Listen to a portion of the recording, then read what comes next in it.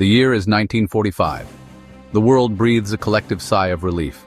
World War II, the deadliest conflict in human history, is finally over. Cities lay in ruins, and nations mourned millions of lives lost. Amidst the rubble, a fragile hope for lasting peace emerged. But you know, this hope was short-lived. Two great powers, once allies against a common enemy, now stood facing each other across a new and dangerous divide. These were the United States and the Soviet Union. Their wartime alliance, a marriage of convenience, quickly dissolved, replaced by suspicion and mistrust. The stage was set for a new kind of conflict, a struggle that would be fought not with massed armies on traditional battlefields, but in the shadows, in laboratories, and in the hearts and minds of people across the globe. This was the beginning of the Cold War. At the very heart of the Cold War was a profound and irreconcilable clash of ideas. It was a battle between two opposing ways of organizing society. For the United States, capitalism was more than just an economic system. It was the engine of freedom and prosperity. Individuals, private companies, and markets should be free to own property, make their own economic decisions, and compete in an open market. The Soviet Union offered a radically different vision. Based on the theories of Karl Marx, communism promised a classless society by eliminating private property and the pursuit of profit. The government, run by the single, all-powerful Communist Party, planned the entire economy, deciding what would be produced, how much it would cost, and who would get it. Individual freedoms were often secondary. Dissent was suppressed. Each side saw the other not just as a rival, but as a dangerous threat to its very existence. From economic aid to military strength, every action was justified as defending one way of life from the other, and the world became a battlefield of competing beliefs. As the Cold War deepened, direct military conflict between the two superpowers was just too risky. The threat of nuclear war made open battle unthinkable. Instead, the United States and the Soviet Union waged a relentless war in the shadows. This secret conflict was fought by spies, intelligence agencies, and propaganda machines. The American Central Intelligence Agency, or CIA, and the Soviet KGB became legendary organizations. Their agents operated in a murky world of deception, infiltrating governments, recruiting informants, and carrying out covert operations. Espionage was a deadly, serious game. Spies risked everything to steal military plans, scientific secrets, and political intelligence that could tip the balance of power. Some of the most valuable secrets concerned nuclear weapons technology. Famous rings like the Cambridge Five and high-level defectors changed the course of history. Beyond espionage, both sides fought for hearts and minds. Radio broadcasts, films, posters, and cultural programs aimed to win loyalty and undermine the other. To people in developing nations, this barrage of information and misinformation created a confusing picture of the world. The battle for hearts and minds was as critical as military or economic competition. The invisible wars of spies and propaganda shaped decisions in Washington and Moscow and altered the course of the Cold War. Nothing defined the terror of the Cold War more than the nuclear arms race. The conflict began in the shadow of the atomic bombs dropped on Hiroshima and Nagasaki in 1945. For a brief period, the United States held a terrifying monopoly. Soviet spies infiltrated the American program. By 1949, the Soviet Union had detonated its own atomic bomb. The world suddenly had two nuclear-armed superpowers, and humanity entered a new and profoundly frightening era. The fate of civilization rested on a delicate balance called mutually assured destruction, MAD. Each side knew that a nuclear attack would bring inevitable retaliation.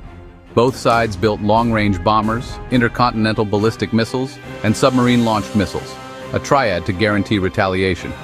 The arms race permeated daily life, civil defense drills, backyard shelters, and a mushroom cloud specter in popular culture.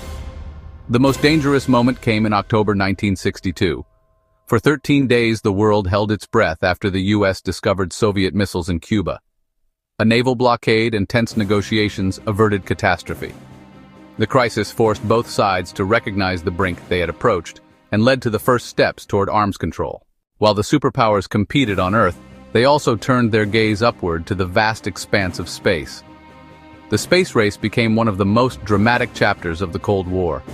On October 4, 1957, Sputnik 1 shocked the world as it beeped in orbit, a monumental Soviet achievement and a psychological blow to the United States. The U.S. responded. NASA was created in 1958, the Mercury program launched, and the nation poured funding into science and education to catch up. The Soviets kept winning early victories. Yuri Gagarin orbited the Earth in 1961. In response, JFK promised to land a man on the moon before the decade's end. The Apollo program mobilized thousands of engineers and scientists. It became a national obsession and a symbol of American ingenuity. On July 20, 1969, Neil Armstrong stepped onto the lunar surface. One small step for a man, one giant leap for mankind. The moon landing was a decisive victory and a shared human triumph. Born of conflict, the race yielded scientific advances, satellites, and inspiration that benefited all humanity. It pushed the boundaries of possibility and inspired generations to dream of exploration and discovery. Nowhere was the division of the Cold War more stark or more personal than in the city of Berlin. West Berlin was an island of capitalism aligned with the United States, Britain, and France.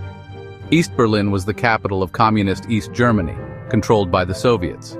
For years, the border was relatively open. Every day, thousands of East Germans, skilled workers, doctors, intellectuals, walked into West Berlin. The exodus was a public embarrassment and economic drain for East Germany. In the early morning hours of August 13, 1961, East German soldiers and police began sealing the border.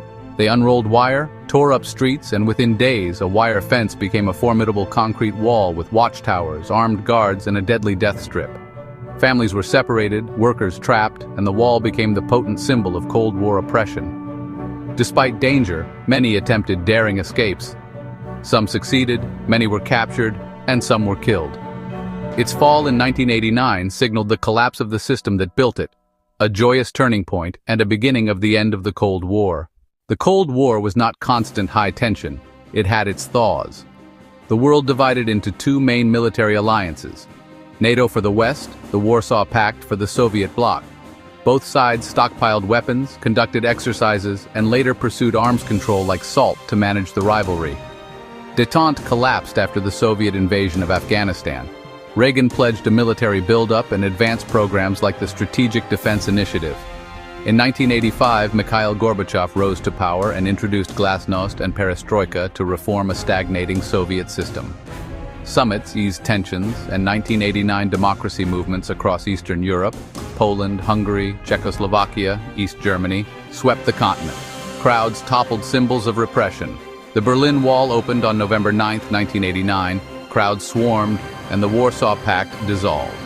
In 1991, the Soviet Union ceased to exist. The Cold War ended with the quiet collapse of one of its protagonists.